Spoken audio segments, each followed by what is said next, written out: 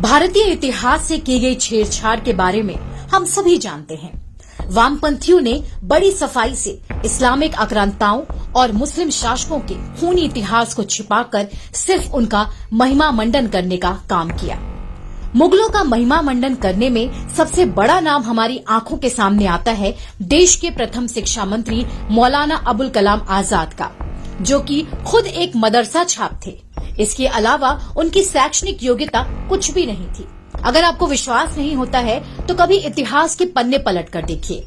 मौलाना अबुल कलाम आजाद जैसे देशभक्त के पीछे एक राष्ट्रद्रोही दिखाई पड़ेगा। आप सोचिए उस भारत के बारे में जिसका प्रथम शिक्षा मंत्री ही मदरसे की देन हो।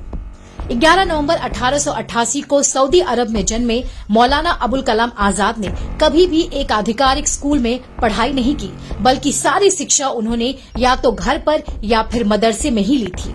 ऐसे इंसान के हाथ में देश की शैक्षणिक व्यवस्था सौंपकर प्रधानमंत्री जवाहरलाल नेहरू ने साफ कर दिया कि वे वास्तव में देश के लिए कितने चिंतित थे।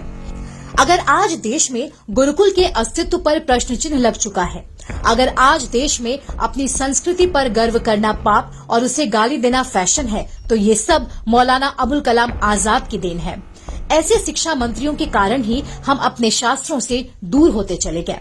मौलाना अबुल कलाम आजाद ही वो शिक्षा मंत्री थे जिन्होंने बाबर, हुमायूं, अकबर, जहांगीर, शाहजहां और औरंगजेब जैसे आक्रांताओं के बारे में इतिहास की किताबों में तारीफों के पुल बांधे, इनकी बहादुरी के किस्से बताएं। लेकिन इतिहास के नाम पर मजाल है कि भारत की उस संस्कृति सभ्यता का गुणगान किया जिसे मुगल आक्रांताओं ने निस्तो नाबूद कर दिया था। 1947 से 1958 यानी अपने इंतकाल तक मौलाना अबुल कलाम आजाद देश के शिक्षा मंत्री थे।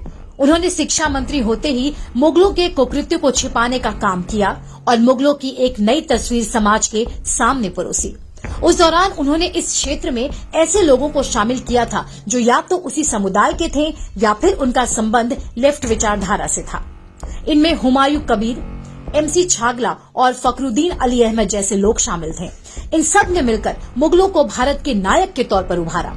वहीं जिस तरह से मुगलों ने लगातार भारत की संस्कृति को नष्ट करने के लिए हिंदुओं पर हमले किए, उनके मंदिरों को तोड़ा, उनसे जजिया लिया, उनका धर्मांतरण करवाया, उनकी महिलाओं के साथ दुराचार किया, बच्चों को बाजारों में बेच डाला, इन बातों को हमसे छिपाया गया। लोगों को सती प्रथा के बारे में बताया गया, लेकिन 3 तलाक और हलाला जैसी कुरीतियों को गौन कर दिया गया। खिलाफत आंदोलन में अहम भूमिका निभाने वाले मौलाना अबुल कलाम आजाद को भारत में एक महान स्वतंत्रता सेनानी, शिक्षाविद माना जाता है।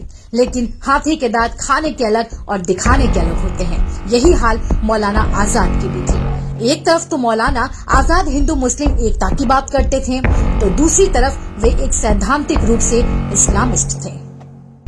Bureau report, creative media.